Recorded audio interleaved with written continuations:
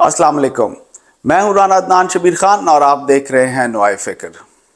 آج 4 اپریل وہ دن ہے جس دن شہید ذوالفقار علی بھٹو کو شہید کر دیا گیا، ان کا جوڈیشل مرڈر کیا گیا۔ 4th president of Pakistan, 9th prime minister of Pakistan, اس شخص نے 13 سالہ ملٹری رول کو ختم کیا۔ یونیورسٹی آف کیلیفورنیا برکلے کا گریجویٹ، آکسفورڈ کا گریجویٹ اور barrister from the honourable society of Lincoln Inn. یہ وہ لوگ ہیں جنہوں نے 1973 کا آئین پاکستان دیا، وہ آئین، وہ دستور جس کی حفاظت کا اور جس کی پاسداری کا ہم حلف اٹھاتے ہیں۔ 10 اپریل 1973 کو یہ آئین اپروو کیا گیا اور ریٹیفائیڈ آن 14 اگست 1973، یعنی 14 اگست 1973 کو یہ لاگو کر دیا گیا۔ میں ان چند خوش قسمت لوگوں میں سے ہوں جن کے بزرگوں کا اس آئین کو بنانے میں، اس آئین کو اپروو کرنے میں اور پھر اس آئین کو لاگو کرنے میں ان کا ایک بہت اہم کردار ہے۔ پچھلے چند ماہ سے ہم ایک بہت چیز سن رہے ہیں پاکستان میں کہ جناب پاکستان میں آئینی بحران پیدا ہو گیا ہے، پاکستان میں سیاسی بحران پیدا ہو گیا ہے، 90 دن میں الیکشن کرائے جائیں، آئین کی پاسداری کی جائے، نہیں جی نظریہ ضرورت، آئین کی پاسداری، یہ سب ہم بہت عرصے سے سن رہے ہیں۔ یہ 90 دن کیوں ہے؟ اس آئین میں ان لوگوں نے اس کو 90 دن ہی کیوں رکھا؟ اور اس 90 دن کے بعد بھی ایک قانون اور ہے جو انشور کرتا ہے کہ 90 ڈیز میں الیکشن ہو جائیں اور اسمبلی بیٹھ جائے۔ اس کے پیچھے ایک پوری تھیری ہے۔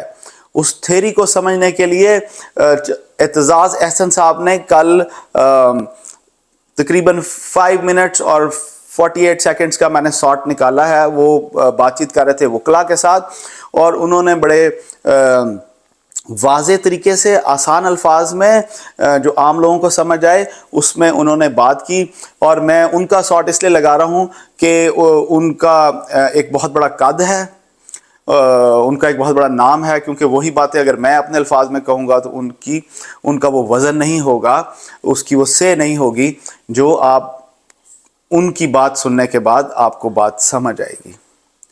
تو چلتے ہیں، میں چائے پیوں گا اور ہم تقریباً 6 منٹ کے لیے اعتزاز حسن کو سنیں گے اور پھر ہم وہاں سے پروگرام کو کنٹینیو کریں گے۔ نظریہ ضرورت یہ بڑا سادہ سا نظریہ ضرورت کہتا ہے کہ یہ ٹھیک ہے کہ آئین کا تقاضا ہے کہ فوج اپنی جگہ رہے اور مارشل لا نہ لگائے، یہ اس کو اختیار ہی نہیں، لیکن یہ اب ضرورت ہو گئی، اب یہ تو بڑی اب کیا کریں، یہ تو ضرورت ہو گئی۔ تو نظریہ ضرورت آئین سے گریز، آئین سے فرار، آئین سے تصادم کا نظریہ ہے۔ اور آج جو یہ کہہ رہے ہیں کہ 90 دن، ویسے تو 90 دن ہونا چاہیے جی، 90 دن ہونا چاہیے، پر اگر ہم اکتوبر میں بھی کر لیں تو اس میں کیا فرق پڑتا ہے؟ یہ ایک طرف ہے، اور Umar Ata Bandial chief justice of Pakistan وہ ڈٹ کے کھڑا ہوا ہے، اس کے ساتھی کھڑے ہوئے ہیں کہ جی ہم نے یہ آئین کا تقاضا پورا کرانا ہے کہ 90 دن کے اندر الیکشن ہو۔ آپ یہ دیکھیں 90 دن کے اگر الیکشن نہیں ہوتے، یہ بھی سوچ رہے فرض کی یہ نہیں ہوتے، یا اس پیریڈ میں جو سپریم کورٹ نے اس کو اجازت دی ہو 90 دن کے آگے، 90 دن کی بجائے سپریم کورٹ 110 دن رکھ دیتا ہے، انہوں نے اتنا وقت ضائع کیا کہ شاید 120 دن دینے پڑے۔ پر اب جب تک سپریم کورٹ یہ نہیں دیتا، اب 90 دن کا معاملہ یہ ہے کہ آئین کہتا ہے not later than 90 days before the poll، یعنی not later dissolution سے لے کے وہ جو الیکشن اور پول ہے وہ not later than 90 days۔ یہ یحییٰ خان نے دراصل جب الیکشن پوسٹ پون کیے لامتناعی طور پہ انڈیفینیٹلی، تو تب تنازع شروع ہوا بنگالیوں کا اور پاکستانی ویسٹ پاکستانیز کا اور ایسٹ پاکستانیز کا، اور الٹیمیٹلی بنگلہ دیش بن گیا۔ دوسرا اس نے کیا کہ جب الیکشن ہو گئے، اور 2 سال بعد الیکشن کرائے 90 دن کہہ کے، جب الیکشن ہو گئے تو اس نے انتقال اقتدار نہیں کیا، پارلیمنٹ کو بلایا ہی نہیں، پارلیمنٹ کا اجلاس نہیں بلایا۔ اب ان دونوں کو یہ 1971-72 کی بات ہے یحییٰ خان کی۔ اب 73 میں جب پاکستانی آئین بن رہا تھا تو اس میں بڑا لوگوں کا احساس تھا کہ یہ اگر پوسٹ پون کرتے رہے الیکشنز، یا الیکشنز کرا کے پوسٹ پون کیا اس کو فارمیشن آف گورنمنٹ کو، تو اس سے ملک ٹوٹ گیا۔ کیونکہ جب یحییٰ خان نے 7 مارچ 1971 کو پارلیمنٹ کا سیشن بلایا ہوا، ایڈجرن کر دیا انڈیفینیٹلی، تو اس کے پہ یہ اصل میں پاکستان ٹوٹا۔ اور بنگالیوں نے، شیخ مجیب نے، انہوں نے کہا کہ جی یہ تو ہمارا گزارا نہیں۔ شیخ مجیب کو گرفتار کر کے ادھر لے آئے ویسٹ پاکستان، اور ادھر بغاوت ہو گئی، ایسٹ پاکستان رائفلز نکل گئی، ڈیزرٹ کر گئی، مفتی بائنی نے بڑا وار کرنے شروع کر دیے۔ الٹیمیٹلی کیا ہوا کہ سکوت ڈھاکہ ہوا۔ اب اس سے بچنے کے لیے آئین ایک کہتا ہے کہ 90 دن، 90 دن نہیں، وہ کہتا ہے not later than 90 days، not later than، یہ نیگیٹو امپیریٹو ہو گیا کہ منفی بات کر کے اس کو پکا کیا کہ یعنی 91 دن جو 91st ڈے ہے، وہ 91st ڈے یہ کیئر ٹیکر صفر ہو جائیں گے، ان کی کوئی جواب نہیں رہے گا کہ یہ بیٹھے رہے، اور یہ بیٹھیں گے تو وہ انلیگل ہوگا۔ وہ کوئی چیف منسٹر یا منسٹر پنجاب کا نہیں ہوگا، نہ خیبر پختونخوا کا۔ اور اگر یہ جمے رہے تو کیا پتہ ہے، لوگ اتنے تنگ آئے ہوئے ان سے، جو انہوں نے آٹے پہ کیا ہے، لوگ مر رہے ہیں، جو قیمتیں بڑھ گئی ہیں، جو خودکشیاں ہو رہی ہیں، یہ آئے ہیں ایک تھوڑے عرصے سے اور زمینیں دے رہے ہیں، اور ان کو کوئی اختیار ایسا نہیں۔ پر اب یہ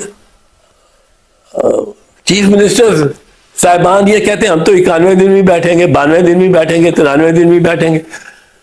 آئین نے اتنا سخت یہ رکھا ہے پیمانہ کہ جب پارلیمنٹ ہو جاتی ہے، الیکشن ہو جاتے ہیں، اس کے بعد اسمبلی نے کتنی دیر میں پارلیمنٹ نے ملنا ہے، وہ یہ آئین کہتا ہے پارلیمنٹ پہ کہ 90 دن ہو گیا، فرض کرو ریگولر روٹین پہ 90 دن کے اندر الیکشن ہو گئے، پولنگ ڈے ہو گیا، پھر آئین کہتا ہے تاکہ وہ یحییٰ خان والا نہ کیوں ہو سکے کہ پارلیمنٹ کو ایڈجرن کرنا، وہ آئین کہتا ہے parliament shell meat on the 21st day, parliament shell meat on the 21st day accept if sooner summoned by the president۔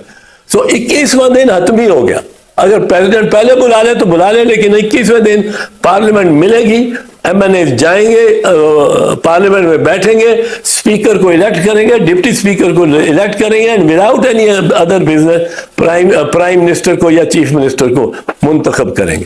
اب یہ اتنا ٹائٹ شیڈیول دیا ہے آئین میں۔ میرا خیال ہے اس سے بہتر کوئی شخص آپ کو نہیں سمجھا سکتا۔ بیرسٹر اعتزاز احسن بذات خود ایک انسٹیٹیوشن ہے، اور وہ جس طریقے سے انہوں نے اس کو ایکسپلین کیا، باتیں دل میں اترتی چلی گئیں اور چیزیں کھل کر سامنے آنا شروع ہو گئیں۔ بیرسٹر اعتزاز نے ہمیشہ آئین کو، قانون کو اور اصولوں کو اپنی سیاست سے مقدم رکھا۔ انہوں نے ہمیشہ اپنی سیاسی وابستگیوں کو ایک سائڈ پر رکھ کر انہوں نے آئین اور قانون کی بالادستی کے لیے ساری زندگی اسٹرگل کی۔ ابھی ایک اور شخص بھی ہیں، آئیے وہ کیا کہتے ہیں۔ وہ انگلینڈ میں بیٹھے ہیں، اور انہوں نے بھی آج ایک پریس کانفرنس کی، اور انہوں نے کچھ باتیں کی، اس میں سے بھی میں نے ایک چھوٹا سا شارٹ نکالا ہے تقریباً 50 سیکنڈز کا وہ دیکھیں اور پھر آپ کو واضح فرق نظر آئے گا لوگوں کی سوچ میں, لوگوں کی اپروچ میں. آپ ساؤتھ ایشیا کی بات کریں, ہمارے ارد گرد کے ممالک کی بات کریں, ہم تو 70 سال سے یہی کچھ دیکھ رہے ہیں. 1953 میں پہلا فیصلہ آیا تھا نظریہ ضرورت کے تحت, اور نظریہ ضرورت کیا صرف ڈکٹیٹروں کے لیے ہے بھائی؟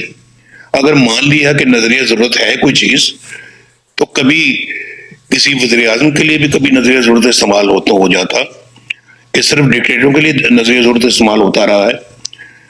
جی, یہ these 10 minutes میں will pay you off.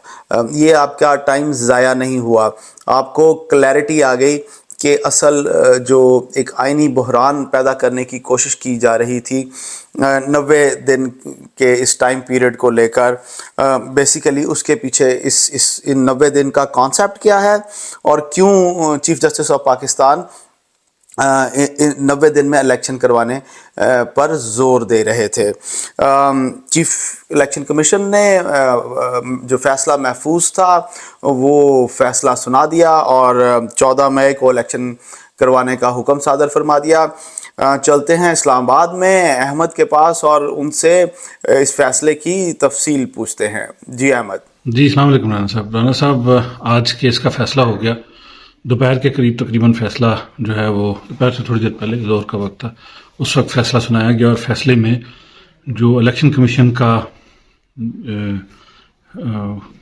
Election post پون کرنے کا فیصلہ تھا اس کو کالعدم قرار دے دیا گیا, اور یہ کہا گیا کہ جو صدر کا تاریخ مقرر کرنے کا فیصلہ تھا وہ برقرار رکھا جائے گا, نمبر 1. نمبر 2, فیصلے میں یہ بھی کہا گیا کہ جو 13 دن لیپس ہوئے ہیں اس الیکشن کمیشن کے فیصلے کے بعد سے, اس کو جمع کر کے جو پہلی تاریخ تھی اپریل والی, اس میں 13 دن اور 1-2 دن ایڈ کر کے تقریباً 14 مئی جو ہے اس کو الیکشن کروائے جائیں. ویسے ہی کہا گیا کہ 15 مئی تک کروائے جائیں 1 اپریل سے, لیکن 13 دن ایڈ کر کے پھر 14 مئی کی تاریخ دے دی گئی فیصلے میں کہ 14 مئی کو الیکشن کروائے جائیں, اور 14 مئی جو ہے وہ ڈیٹ بتا دی گئی, اور ساتھ ساتھ یہ بھی بتا دیا گیا کہ اس تاریخ کے علاوہ 10 اپریل کو کاغذات نامزدگی داخل کروائے جائیں, اور 17 اپریل تک جو کاغذات نامزدگی ریجیکٹ ہوتے ہیں ان کے خلاف اپیلیں ہوتی ہیں, ان اپیلوں کو سن کے ان پہ فیصلے دیے جائیں. یعنی کہ پورا کا پورا الیکشن کا شیڈیول جاری کر دیا گیا.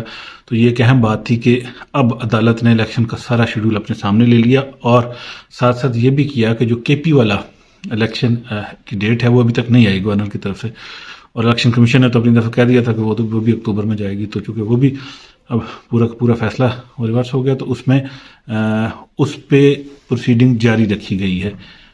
یہ جو ہے وہ اہم اس میں ایشو تھا کہ اس میں پروسیڈنگ جاری رکھتے ہوئے ساتھ ساتھ یہ کہا گیا کہ ہر تاریخ پہ جو اس میں ڈیولپمنٹ ہوگی وہ کورٹ میں سبمٹ بھی کروائی جائے.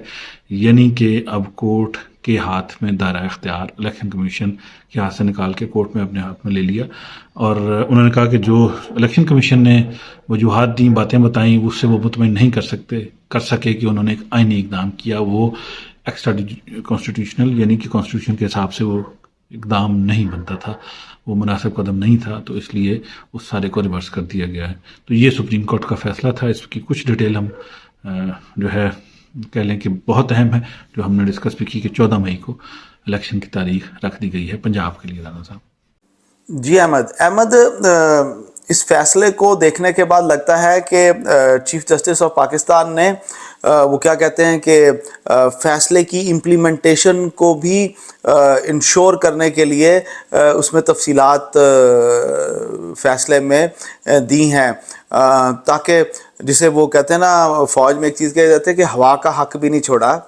تو ہی میڈ شور کہ تمام جو سیگے ہیں, تمام جو انسٹیٹیوشنز ہیں, تمام جو آفیسز ہیں جن کا کام ہے کہ الیکشن کو انشور کرنا, اور جس کا جو حصہ ہے ان کو وہ ذمہ داریاں نہ صرف بتائیں بلکہ یہ بھی کہا کہ جناب آپ ہمیں اس سے آگاہ بھی رکھیں اور ہمیں اپڈیٹ رکھیں.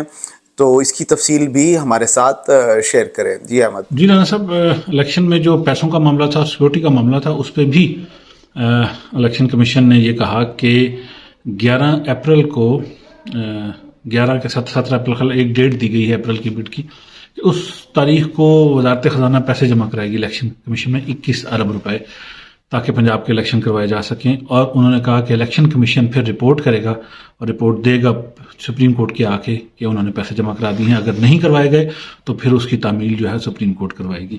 اسی طریقے سے سیکورٹی کے بارے میں بھی کہا گیا کہ اس کی فراہمی کو بھی یقینی بنایا جائے. پنجاب حکومت اور وفاقی حکومت دونوں کو پابند کیا گیا کہ وہ الیکشن کروانے میں ہر صورت کی ممکن مدد فراہم کریں, کسی بھی چیز سے روگردانی نہ کریں. تو یہ تو کہہ لیں کہ فیصلے کے مضمرات تھے, اہم پوائنٹ تھے. ساتھ ساتھ یہ ہوا کہ قومی اسمبلی کا اجلاس بلا لیا گیا اور قومی اسمبلی کے اجلاس میں دھماکدار تقریریں بھی کی گئیں. اس سے پہلے کیبنٹ کی میٹنگ ہوئی اور ذرائع سے میڈیا پہ یہ خبریں چلائی گئیں کہ کابینہ نے یہ فیصلہ مسترد کر دیا ہے سپریم کورٹ کا.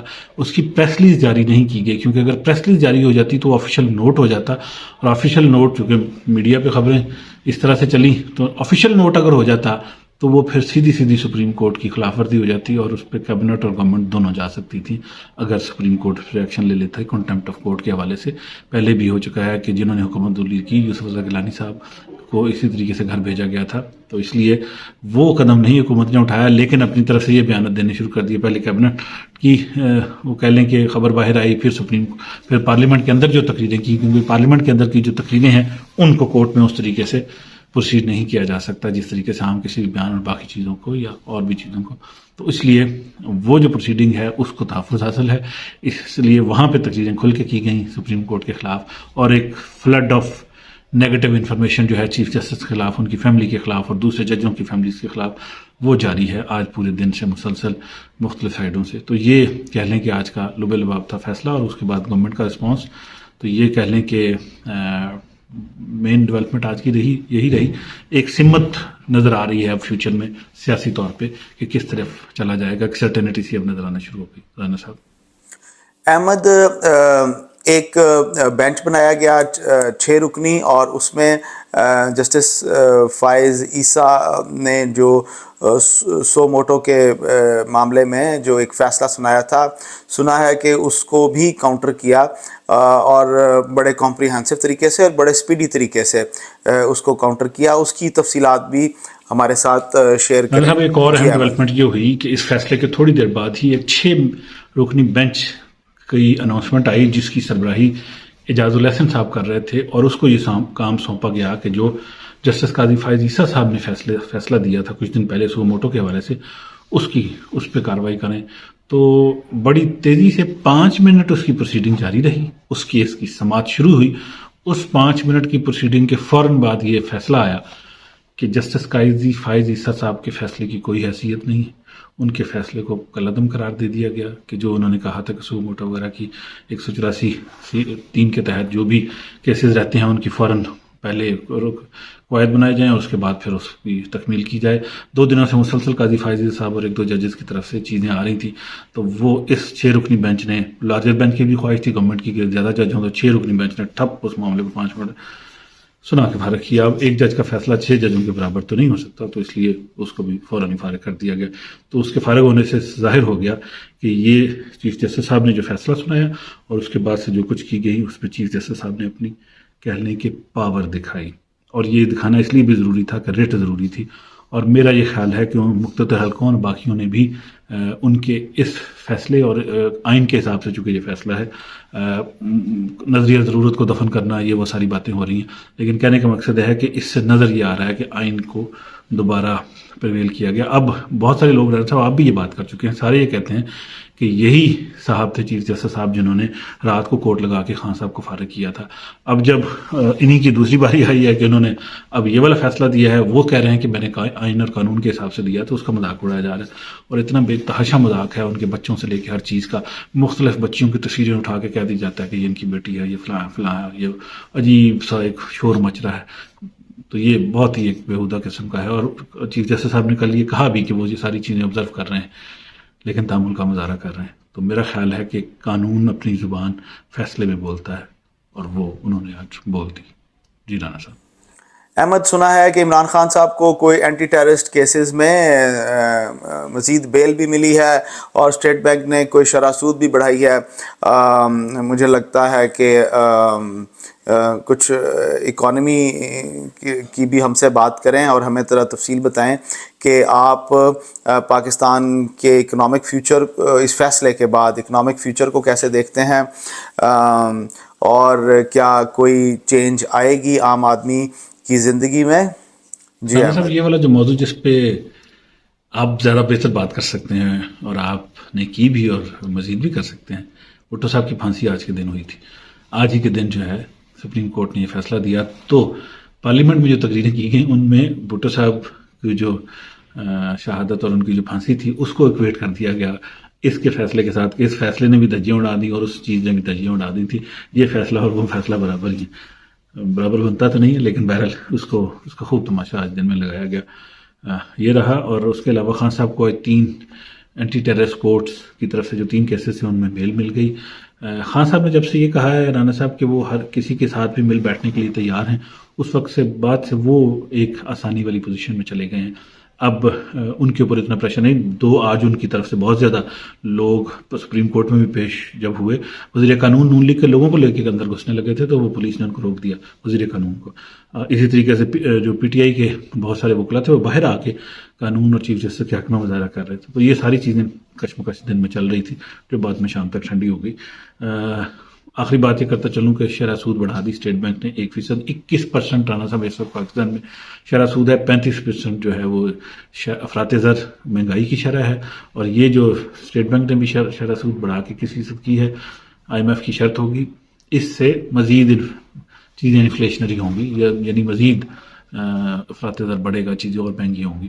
تو کہنے کا مقصد یہ ہے کہ اگین اس سینیریو میں بھی کوئی ایسی چیز نظر نہیں آ رہی کہ جس میں عوام کو ریلیف ملے. یا آٹے کی لائنیں لگ گئی تھیں، لوگ بہت زیادہ فری آٹا مل رہا تھا تو لوگوں لائنیں میں لگے تھے، تو وہ خیال تھا کہ یہ حکومت کے حق میں چیز جائے گی، لیکن وہ بھی کوئی حق میں نہیں گئی. وہ لوگوں کی اس میں ڈیتھ ہونا شروع ہو گئی. حق میں ضرور ہے، کچھ نہ کچھ فرق ضرور پڑا ہوگا، لیکن یہ ہے کہ لوگوں کی ڈیتھ سے بھی اس کا ریدر دوسرا پوائنٹ آف ویو لیا گیا اور اس کو زیادہ نیگیٹو لیا گیا. بہرحال لوگوں کی مدد ضرور ہونی چاہیے، رمضان کا بھی مہینہ ہے، لیکن حکومت کے پیسے سے نہیں، لوگ اپنی جاتے پیسے سے کریں نا، حکومت کا پیسہ اڑا کے تو اس پہ اپنے ووٹ بنائیں. بہرحال یہ ساری سچویشن رہی رانا صاحب. تو آج کا جو دن بہت اہم تھا، ہر لحاظ سے ایک سمت متعین ہوتی نظر آئی، اور میرا خیال ہے اس کا مثبت اثر اکانومی پہ بھی مستقبل میں نظر آ سکتا ہے. جی رانا صاحب. جی احمد، میرا نہیں خیال کہ حکومت چیف جسٹس کے اس فیصلے کے ساتھ کوآپریٹ کرے گی. میرا خیال ہے کہ وہ پورا رزسٹ کریں گے، اور مجھے اندر کی کوئی خبر بھی ہے، آئی ڈونٹ نو کتنی سچی ہے کتنی جھوٹی ہے، کہ مجھے لگ رہا ہے، میرا اپنا انالیسس بھی یہی ہے کہ شہباز شریف صاحب کو ہو سکتا ہے قربان کر دیا جائے، لیکن رزسٹ ضرور کیا جائے. 1997 کا وہ جو واقعہ تھا وہ ہمارے لیے کوئی اتنے فخر کی بات نہیں ہے، وہ ہمارے لیے ایک شرمندگی ہے کہ ایک بہت بڑی سیاسی جماعت نے ملک میں ایک آئینی بحران پیدا کرنے کی کوشش کی، اور ابھی دوبارہ بالکل ایگزیکٹلی وہی سچویشن وہ دوبارہ کریٹ کر رہے ہیں. میں ہمیشہ کہتا ہوں اور بڑے عرصے سے کہہ رہا ہوں کہ مسلم لیگ نون کو 90 کی دہائی کی سیاست کے مائنڈ سیٹ سے باہر آ جانا چاہیے. ابھی دنیا بدل گئی ہے، انفارمیشن ٹیکنالوجی بہت آگے چلی گئی ہے، دنیا ایک گلوبل ویلیج بن گئی ہے، اور چھوٹی چھوٹی خبریں بہت سپیڈ سے اور سوئفٹلی لوگوں تک پہنچتی ہیں، اور لوگوں کو ابھی نالج بھی ہے، آئین کا بھی، قانون کا بھی، اور اپنے حقوق کا بھی. حکومت کو چیف جسٹس کا فیصلہ ماننا پڑے گا، ورنہ یہاں جنگل کا قانون ہوگا. اس کے علاوہ حکومت کے پاس کوئی چارہ نہیں ہے. پاکستان میں 2 طرح کے کرائسس چل رہے تھے، ایک آئینی بحران پیدا کیا انہوں نے، اور ایک انہوں نے سیاسی بحران پیدا کیا. آئینی بحران آج چیف جسٹس کے اس فیصلے کے بعد ختم ہو گیا ہے، ابھی صرف پولیٹیکل بحران رہ گیا ہے، اور وہ بھی انشاءاللہ میرا خیال ہے کہ جس طریقے سے سٹیپ وائز چیف جسٹس نے اپنے فیصلے میں آفیسرز کو انسٹرکٹ کیا ہے کہ وہ ان کو اپڈیٹ دیں گے، ان کو لمحہ بلمحہ اور ان کے لیے ڈیڈ لائنز رکھی ہیں. تو یہ سیاسی بحران بھی انشاءاللہ الیکشن کے بعد ختم ہو جائے گا اور پاکستان سٹیبلٹی کی طرف جائے گا، ترقی کی طرف جائے گا. کسی کی بھی حکومت آئے ہمیں اس سے کوئی فرق نہیں پڑتا. ہر بندے کو حق حاصل ہے کہ وہ اپنے لیے ایک اچھے لیڈر کا چناؤ کرے. ہمیں اس حق کی عزت کرنی چاہیے اور اس کا وہ حق دینا چاہیے. میں آپ سے اجازت لوں گا پروفیسر اشفاق کی اس دعا کے ساتھ. اللہ آپ سب کو آسانیاں نصیب فرمائے اور آسانیاں تقسیم کرنا نصیب فرمائے. السلام علیکم.